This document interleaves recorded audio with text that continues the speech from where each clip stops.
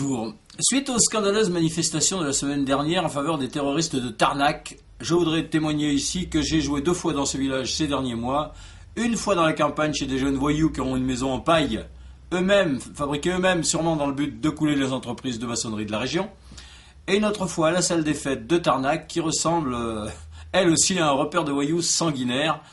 J'ai donc pu me rendre compte avant la Vierge Marie-Michel Alliot que les Tarnacois étaient tous de dangereux assassins. Et je voudrais m'excuser de ne pas les avoir dénoncés comme j'aurais dû, mais ils m'ont fait trop peur. Oh, les salauds. Oui, les gens de Tarnac sont méchants. J'y ai vu des femmes avec des dents jaunes, donc sans doute qui se droguent.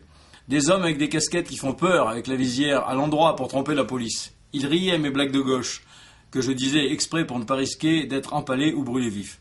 Certains ont même acheté mon DVD en croyant que j'étais de leur bord, car en plus, ils sont bêtes. Ah, les Tarnacois. Bon. Avec l'organisatrice du spectacle, je ne citerai pas son nom pour ne pas la compromettre, vu qu'elle m'a grassement payé, afin de blanchir l'argent du cyclisme local, nous avons bu un pot à l'épicerie bar station-service du village. Vous savez que vous avez vu la télé avec tous ces méchants. Bref, elle est désormais fermée parce qu'ils vendaient de la drogue plus connue sous le nom de tabac. Nous y avons été accueillis tout à fait sympathiquement alors que la nuit était tombée. Ce qui est bien la preuve qu'ils avaient quelque chose à cacher. Le type du bar, aux allures de Ben Laden, mais sans barbe et sans djellaba, donc encore plus faux cul que Ben Laden, m'a même gentiment permis de prendre de l'essence alors que les pompes étaient éteintes. Hein? Et pourquoi d'après vous? Pour être sûr que j'allais quitter le village, bien sûr, de peur que j'assiste aux messes noires et aux égorgements de poulets biologiques qui se préparaient à perpétrer, comme toutes les nuits, pleine lune ou pas pleine lune.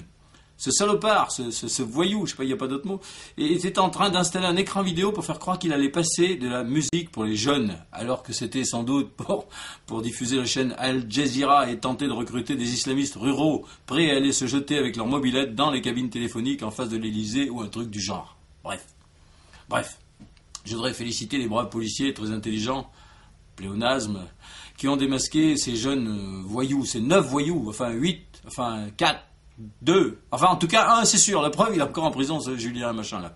Bref, en tout cas c'est sûr, les démolisseurs de caténaires c'est des salauds, c'est comme les anti-OGM, les éducations sans frontières, et si on se met à accueillir tous les étrangers, comme me le disait un ami ancien gendarme reconverti dans la peinture au cirage sur bottines de nain, il se reconnaîtra, ils se vengeront d'être noirs en démolissant les panneaux de stop et de limitation de vitesse avec des outils achetés avec les sous des acidiques et des allocations familiales pour leurs gosses qui crèvent de faim.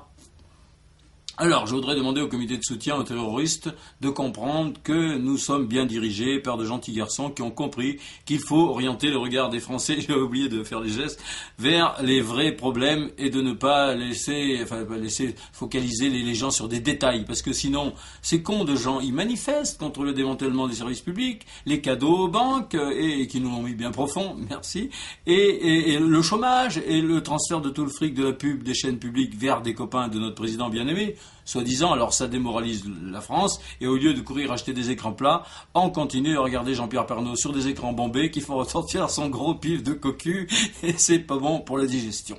Pardon. Soyons positifs, moins de sous dans les banques, ça fait moins de tours de rein aux cambrioleurs, puisque les coffres sont bien moins lourds, donc encore un avantage pour les pauvres. Et regardons plutôt comment ça se passe ailleurs, les Chinois par exemple. Ils ont encore moins de chance que nous. Ils viennent de passer de l'année du rat à l'année du bœuf. Qui fait un rat, fait un bœuf.